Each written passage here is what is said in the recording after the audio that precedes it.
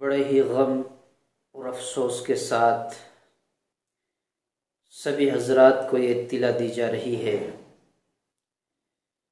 کہ رات تقریباً 11-12 بجے عشاء کی نماز کے بعد سے طبیعت بگڑی حاجی مہر الدین ہمارے دادا ہیں، اور پھر اس دنیا کو خیر بات کہتے چلے گئے۔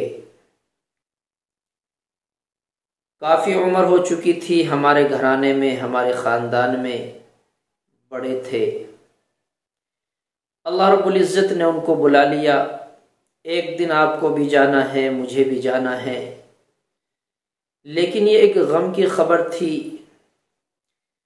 میں خود بھی اور اپنے گھر والوں کے لیے، اہل و عیال کے لیے، جو ان کے حقیقی بیٹے ہیں، سب کے لیے ایک بات کہوں کہ اب ہم ان کے لیے ایصال ثواب کریں، صبر کریں اور پھر ایصال ثواب کریں۔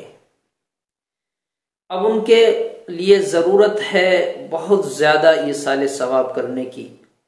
اللہ نے انہیں بلا لیا، اب وہ اچھے مقام پر پہنچ چکے ہیں۔ یہ دنیا فانی ہے، کل من علیہا فان، ہر شخص کو یہ دنیا چھوڑنی ہے۔ کل نفس ذائقۃ الموت، ہر جاندار کو مزہ چکھنا ہے، کوئی باقی نہیں رہ سکتا، کوئی لمبی عمر نہیں بڑھا سکتا، کوئی وقت سے پہلے نہیں جا سکتا۔ فَإِذَا جَاءَ أَجَلُهُمْ لَا يَسْتَأْخِرُونَ سَاعَةً وَلَا يَسْتَقْدِمُونَ، ایک لمحہ آگے نہ پیچھے۔ کتنے ایسے گھرانے، کتنے ایسے بیمار، کتنے ایسے شخص ظاہراً دیکھنے والا یوں کہے کہ بس اب دم نکلا، اب دنیا سے گیا، لیکن برسوں گزر گئے، کافی لمبا عرصہ گزر گیا اس کی بیماری کو، کیوں نہیں گیا؟ کیوں وقت پورا نہیں ہوا؟ اللہ کے یہاں بھی باقی ہے۔ کتنے حضرات ایسے ہیں، کہنے والے نے یوں کہا ماشاءاللہ کیسی صحت اور تندرستی ہے، پتہ چلا کسی نے خبر دی اس کا انتقال ہو گیا۔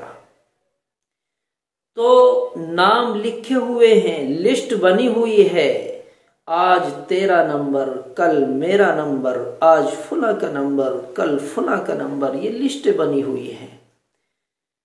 تو میں یہ تعزیتی کچھ کلمات اس لیے کہہ رہا ہوں کہ مجھے بڑا غم ہے، بڑا دکھ ہے۔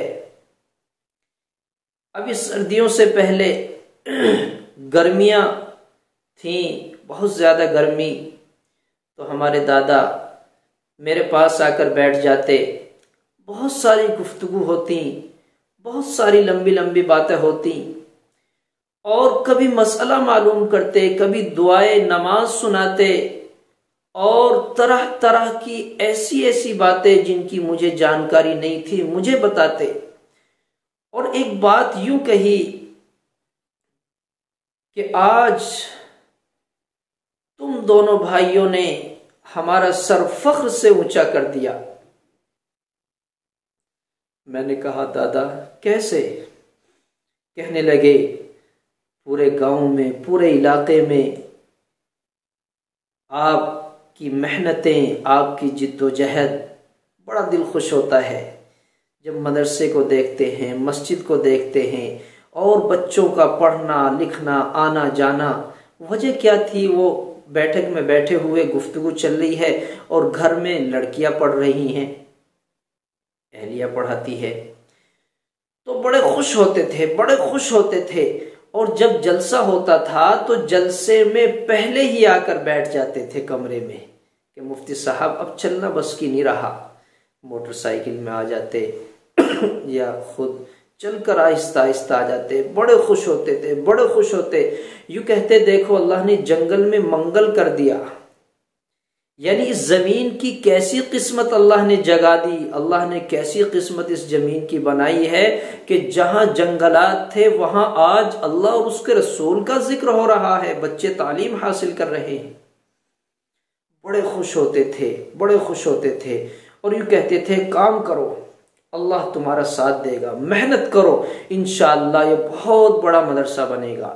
لمبی لمبی گفتگو ہوتی تھی، میں مدرسے سے پہنچتا اور جا کر دیکھا کہ دادا بیٹھے ہوئے ہیں، یا تو سامنے نظر آ گئے، گھر کے سامنے ہی مکان ہے، ایک کمرہ بنا ہوا ہے، رہتے تو علیحدہ ہیں، اور الحمدللہ کئی لڑکے ہیں، کاروبار کرتے ہیں، ایک میرٹھ میں بھی رہتے ہیں ماشاءاللہ، لیکن ہمارے گھر کے سامنے ہماری دادی رہتی ہیں، وہاں آ جایا کرتے تھے، نکلتے بڑھتے مفتی صاحب آ جاؤ، بیٹھ جاؤ، دعا سلام ہوتی تھی، بڑے خوش ہوتے تھے۔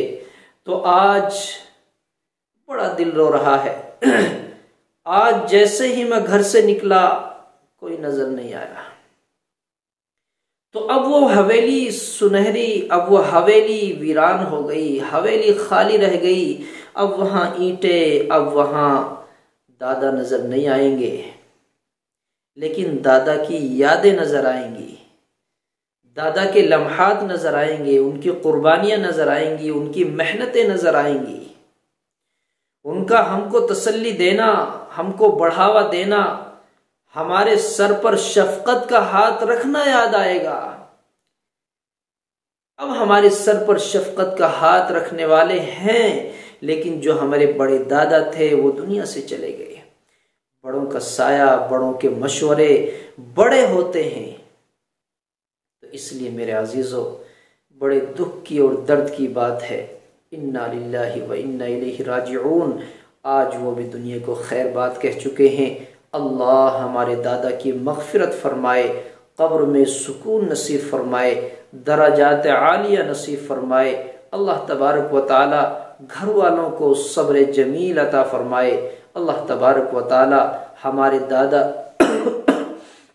ہمارے دادا کو بہترین ٹھکانہ اور بہترین مقام عطا فرمائے۔